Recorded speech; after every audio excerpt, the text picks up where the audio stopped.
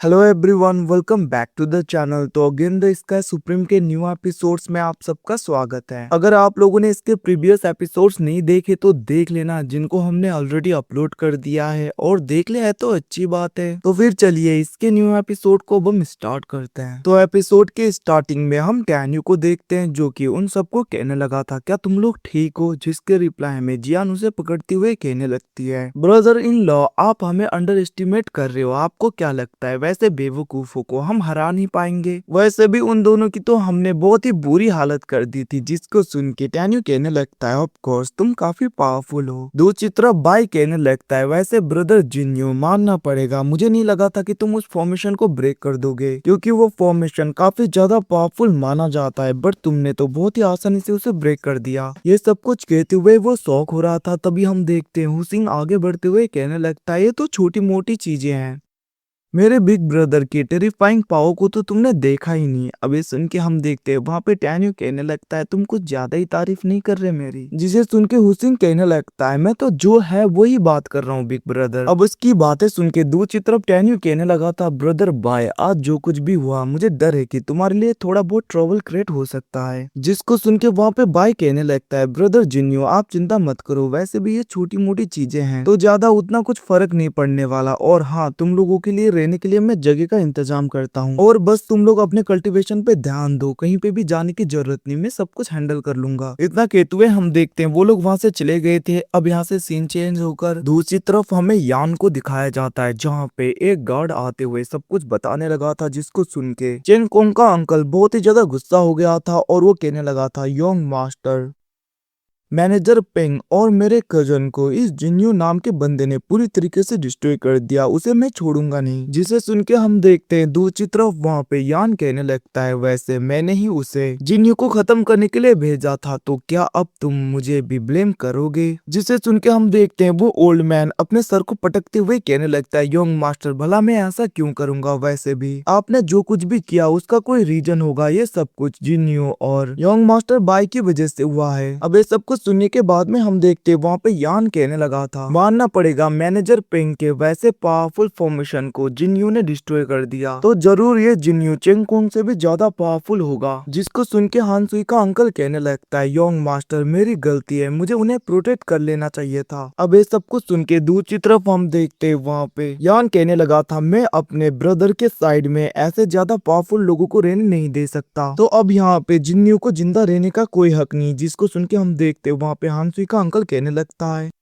But Yong master, जहाँ तक मुझे लग रहा है कि योंग मास्टर बाय उन्हें प्रोटेक्ट करने की पूरी कोशिश करेंगे। जिसको सुन के यान कहने लगता है, जब बाय नहीं होगा तब हम उनके ऊपर अटैक करेंगे। ये सब कुछ कहते हुए वो लोग वहाँ पे प्लान बना रहे थे। अब यहाँ से सीन शिफ्ट होके दूसरी तरफ हम टैन्यू और मेंग्यू को देखते हैं, जो कि साथ में थे। अभी बाहर किसी की आवाज आने लगती है, वहीं पे दूसरी तरफ हम बाहर का सीन देखते हैं, जहाँ पे जनरल गुआन योंग आया होता है, और वो कहने लगा था, वो तो नए रिक्रूटर यहीं पे रह रहे हैं, और आखिरकार उनकी इतनी हिम्मत, वो लोग ट्रेनिंग के लिए आए क्यों नहीं? ये सब कुछ कहते हुए हम देखते हैं वहाँ पे गुआन योंग कहने लगता है, जिन्यू तुम बाहर आओ। तभी वहाँ पे वो तीनों लड़कियां आ गई थी, जहाँ पे पहली वाली लड़की कहने लगती है, जनरल गुआन योंग, अभी मास्टर जिन्यू ट्रेनिंग कर रहे हैं तो वो बाहर नहीं आ सकते। जिसको सुन के हम देखते हैं दूसरी तरफ वहाँ पे गुआन योंग गुस्सा हो गया था, और वो कहने लगता है, आखिरकार ट्रेनिंग के लिए वो लोग आए क्यों नहीं, मुझे इसका रीजन जानना है, और उसने हमारे मिलिट्री के रूल्स को कैसे ब्रेक किया। जिसको सुन के हम देखते हैं वो लेडी कहने लगती है, सेकंड योंग मास्टर बाय ने ऑर्डर किया था कि उन लोगों को कहीं पे भी जाने की जरूरत नहीं, वो लोग यहीं पे कल्टीवेट कर सकते हैं। जिसको सुन के हम देखते हैं वहाँ पे गुआन योंग कहने लगता है, ओ तो योंग मास्टर ने ऐसा ऑर्डर दिया, बट हमें तो कुछ भी नहीं पता, तुम लोग जरूर यहाँ पे झूठ बोल रहे होगे, भला योंग मास्टर तुम लोगों के सामने ये सब कुछ क्यों बोलेंगे? ये सब कुछ कहते हुए हम देखते वो लोग आगे बढ़ रहे थे। जिसको देखकर वो लेडी कहने लगती है, योंग मास्टर बाय ने कहा है कि योंग मास्टर जिन्यू को कोई भी परेशान नहीं करेगा, आप लोग रुक जाइए। बट हम देखते हैं वहाँ पे गुआन योंग अपने एनर्जी का यूज करते हुए उन तीनों को पीछे की तरफ फेंक देता है, जिनको बचाने हमारा हुसिंग जाने लगा था आगे की तरफ उनका नाम लेते हुए। बट हम देखते हैं एकदम से बीच में टैन्यू आ जाता है, जिसने उन तीनों को पकड़ लिया था। और ये सब कुछ देखकर दूसरी तरफ हुसिंग को तो गुस्सा आने लगा था, और वो कहने लगता है, ब्रदर आखिरकार आप बीच में क्यों आए? जिसके रिप्लाई में टैन्यू कहने लगा था, मैं तो बस इन्हें प्रोटेक्ट कर रहा था, अगर मैं नहीं आता तो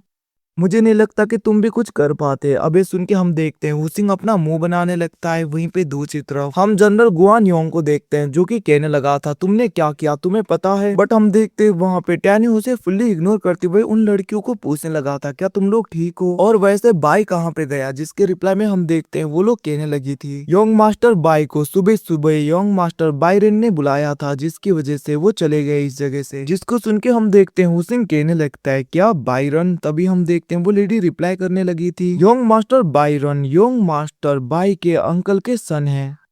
जिसको सुन के हम देखते हैं दूसरी तरफ हुसिंग कहने लगता है क्या यहाँ पे ये कजन्स इतने ज्यादा क्लोज हैं कि वो डायरेक्टली उस जगह पे चला गया। ये सब कुछ कहते हुए वो लोग कुछ सोचने लगे थे। वहीं पे दूसरी तरफ हम गुआन योंग के साइड के गार्ड को देखते हैं जो कि गुस्सा होने लगा था और वो कहने लगता है तुम्हारी इतनी हिम्मत, हमारे सब जनरल गुआन योंग तुमसे बात कर रहे हैं और तुम ऐसे इग्नोर कर रहे हो। जिसको सुन के हम देखते हैं वहाँ पे टैन्यू आगे बढ़ते हुए कहने लगा था मानना पड़ेगा तुम मिलिट्री के लॉ का यूज करते हुए मुझे यहाँ पे फंसाना चाहते हो, इसीलिए तुमने सबसे पहले तो बाई को इस जगह से दूर भेजा और वैसे भी मुझे पता है कि तुम दोनों भी वहीं पे छिपे हुए हो, तो ऐसे कायरों की तरह छिपना बंद करो, तुमसे तो लाख गुना अच्छा योंग मास्टर बाई है। अब ये सब कुछ कहते हुए वो वहाँ पे यान का मजाक उड़ा रहा था, उसकी बेइज्जती कर रहा था। इसको देखकर दूसरी तरफ वो जनरल गुस्सा होने लगता है और वो सोचने लगा था मानना पड़ेगा इसका स्पिरिचुअल सेंस काफी ज्यादा स्ट्रॉन्गर है, इसने इतने आसानी से सब कुछ पता कर लिया। वहीं पे दूसरी तरफ हुसिंग भी थूकने लगा था और वो कहने लगा था देखो डरपोक कहीं के, अभी भी ये लोग सामने नहीं आ रहे, छिपे हुए हैं। ये सब कुछ सुन के वहाँ पे गुआन योंग कहने लगता है इतनी हिम्मत तुम लोगों की योंग मास्टर की बेइज्जती करो, इतना कहते हुए वो अटैक करने के लिए बढ़ता है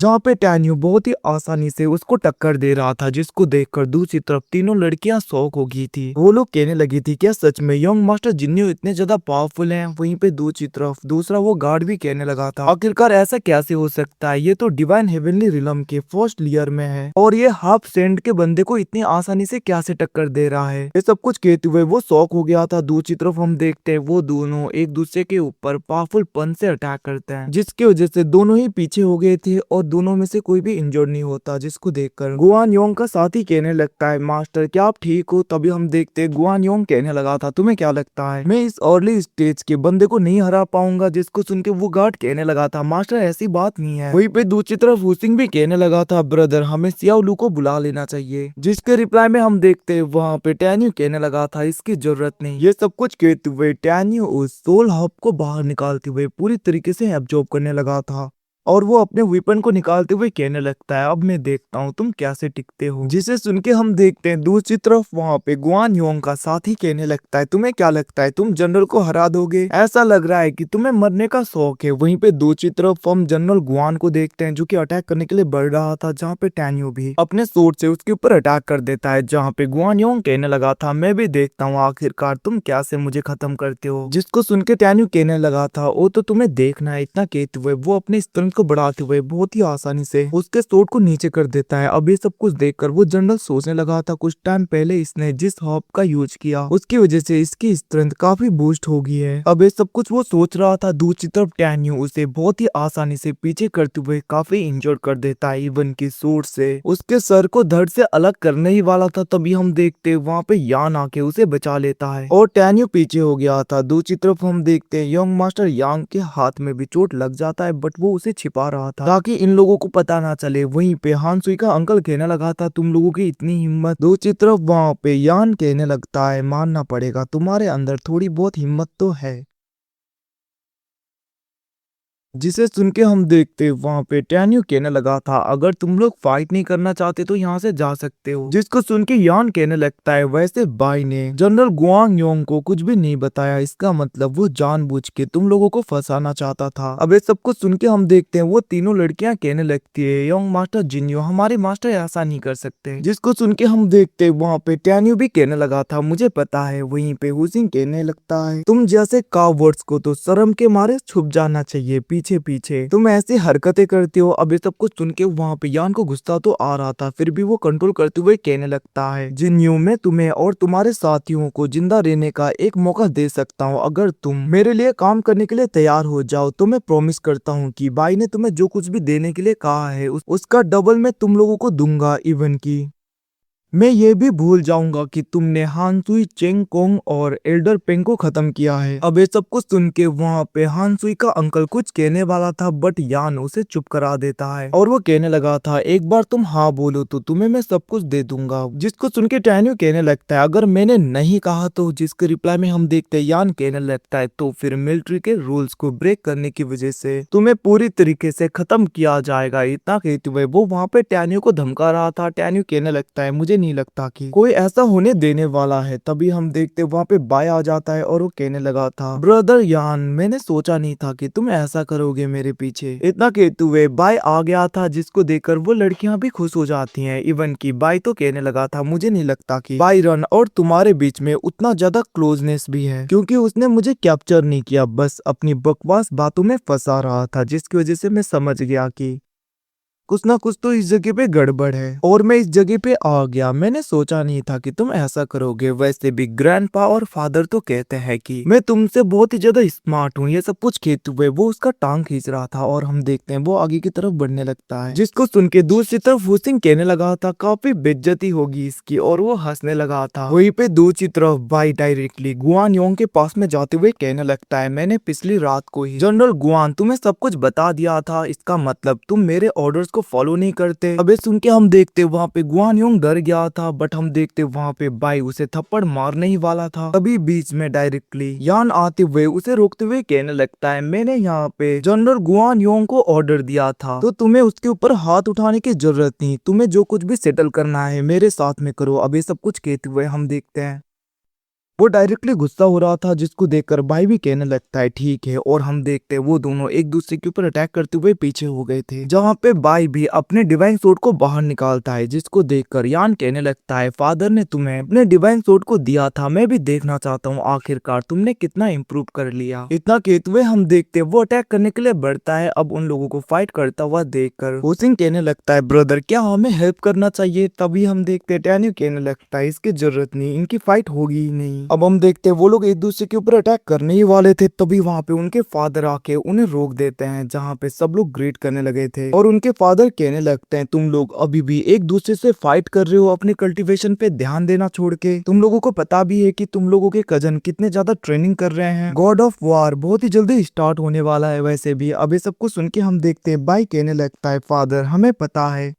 इवन कि आज सुबह ही मैं बायरन से मिलके आया हूँ और उसने मुझे कहा कि उसने डिवाइन हेवनली रिलम के हाफ स्टेज वाले बंदे को बस एक ही अटैक में खत्म कर दिया। इवन कि मुझे जहाँ तक पता है कि हमारे सेगन अंकल के सन ने भी काफी ज्यादा तरक्की कर ली है। बट फादर आप चिंता मत करिए, ब्रदर जिन्यू के आगे वो लोग कुछ नहीं कर पाएंगे। अब ये सुन के उसके फादर कहने लगता है, मुझे पता है कि तुम कल ही आए थे और आते ही तुमने ट्रबल क्रिएट करना स्टार्ट कर दिया। इतना कहते हुए वो टैन्यू के ऊपर प्रेशर बना रहा था, जिसको देखकर दूसरे लोग घबरा गए थे। बट हम देखते टैन्यू को कुछ भी नहीं होता, वो बहुत ही आसानी से अपने स्पिरिचुअल एनर्जी का यूज करते हुए उस प्रेशर को नलीफाई कर रहा था, जिसको देखकर बाई कहने लगता है, फादर प्लीज आप यहाँ पे ब्रदर जिन्यू को कुछ भी मत करिए। उसने यहाँ पे जो कुछ भी किया जानबूझ के नहीं किया। वैसे भी हम ब्रदर जिन्यू को खो नहीं सकते। गॉड ऑफ वार में ब्रदर जिन्यू बहुत ही अच्छा करेगा। जिसको सुन के दूसरी तरफ टैन्यू कहने लगता है, ब्रदर बाई तुम्हें चिंता करने की जरूरत नहीं, क्योंकि तुम्हारे फादर मेरे ऊपर अटैक नहीं कर रहे। अब सुन के हम देखते वहाँ पे बाई के फादर स्माइल करते हुए अपने प्रेशर को छोड़ देते हैं, जहाँ पे टैन्यू कहने लगता है, ग्रैंड मार्शल आपका शुक्रिया। जिसको सुन के हम देखते हैं दूसरी तरफ वहाँ पे बाई के फादर कहने लगता है, मैं तुम सबको बता दूं कि अब यहाँ पे कोई भी अननेसेसरी फाइट नहीं होनी चाहिए, वरना किसी के लिए भी ठीक नहीं होगा। अभी सुन के हम देखते वहाँ पे हानसुई का अंकल तो डर गया था। वो कहने लगता है, आपका शुक्रिया ग्रैंड मार्शल, अब से मैं कुछ भी नहीं करूंगा। इतना कहते हुए वो डर गया था। दूसरी तरफ हम देखते हैं बाई के फादर कहने लगते हैं, यान तुमने भी सुन लिया ना, अब तुम यहाँ से जाओ। जिसको सुन के हम देखते हैं वो लोग वहाँ से चले गए थे। और वहीं पे बाई के फादर कुछ पिल्स को टैन्यू को देते हुए कहने लगते हैं, वैसे तुम ऑफेंड मत होना, मैं बस तुम्हें टेस्ट कर रहा था और मैं होप करता हूँ कि गॉड ऑफ वार के लिए तुम तैयार होगे, क्योंकि वो 1 मंथ के बाद में स्टार्ट होने वाला है। जिसको सुन के हम देखते हैं टैन्यू कहने लगता है, आप चिंता मत करिए, मैं अपना बेस्ट दूंगा। इतना कहते हुए गाइस ये एपिसोड यहीं पे खत्म हो जाता है। Thanks for watching, bye, see you again. मिलते हैं अगले एपिसोड में, तब तक के लिए टेक केयर।